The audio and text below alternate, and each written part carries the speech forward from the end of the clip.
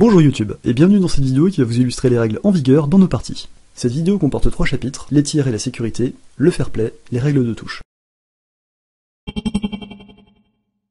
Règle numéro 1. Il faut toujours porter ses protections oculaires et ne jamais les relever en partie. Les protections de type stalker ou masque intégral sont conseillées, mais pas obligatoires. Chacun assume sa propre protection. Si vous portez un masque intégral, il est interdit de le relever pour fumer. Préférez porter un stalker dans ce cas-là. Faites attention où vous marchez et privilégiez toujours la sécurité dans vos déplacements et vos actions. Également, il est interdit de faire de l'escalade ou de grimper sur des structures qui ne sont pas prévues à cet effet. Les tirs à la tête sont autorisés si c'est la seule partie du corps qui dépasse. Out. En revanche, on évite les tirs à la tête si l'adversaire est entièrement exposé.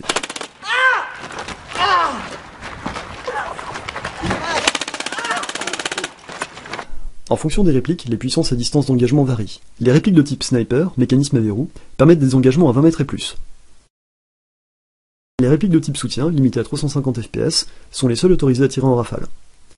Les EEG permettent un engagement à partir de 5 mètres et ne peuvent tirer qu'en semi. Les backups n'ont pas de distance minimale, visez le gilet s'il y a un engagement à courte distance. Le GBB est obligatoire pour les passages de porte ainsi que pour les passages dans les escaliers. Il n'y a pas de règle de type pant et out, et voilà pourquoi.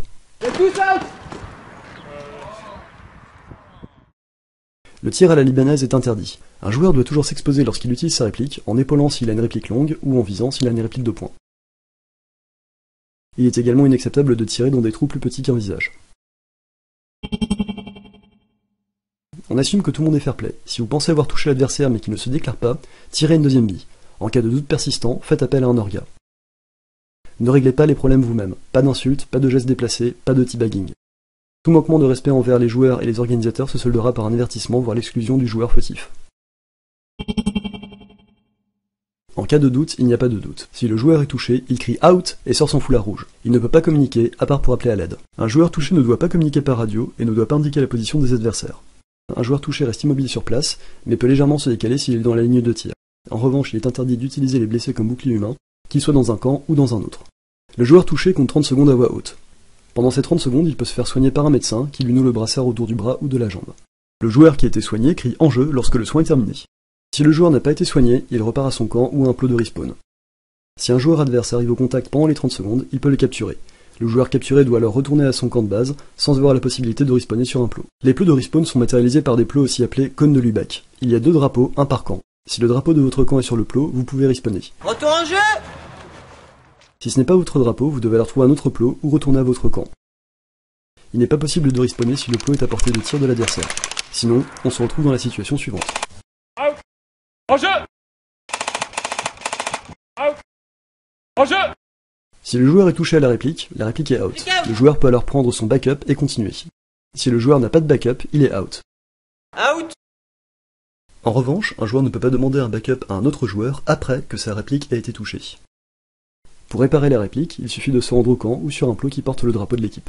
Les out au couteau se font au contact, avec ou sans accessoires. Seuls les couteaux en plastique mou sont autorisés sur le terrain. Sont inacceptables en revanche les vrais couteaux et tout autre objet tranchant.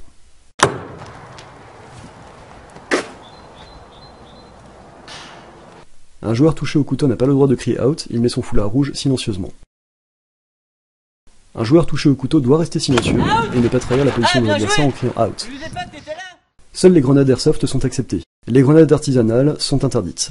Si une grenade saute à découvert, toute personne dans un rayon de 5 mètres ou qui est touchée par une bille est out. Si une grenade saute dans une pièce, tout le monde est out dans la pièce, même si caché derrière un obstacle. Les boucliers sont autorisés à condition qu'il n'y ait pas de meurtrière. Un utilisateur de bouclier ne peut utiliser que son backup et doit sortir la tête pour tirer. Un bouclier et son porteur sont out en cas de tir de grenade ou en cas de tir de 40 mm. Voilà qui conclut cette présentation des règles. En cas de doute, n'hésitez pas à demander directement conseil à un organisateur. A bientôt sur le terrain.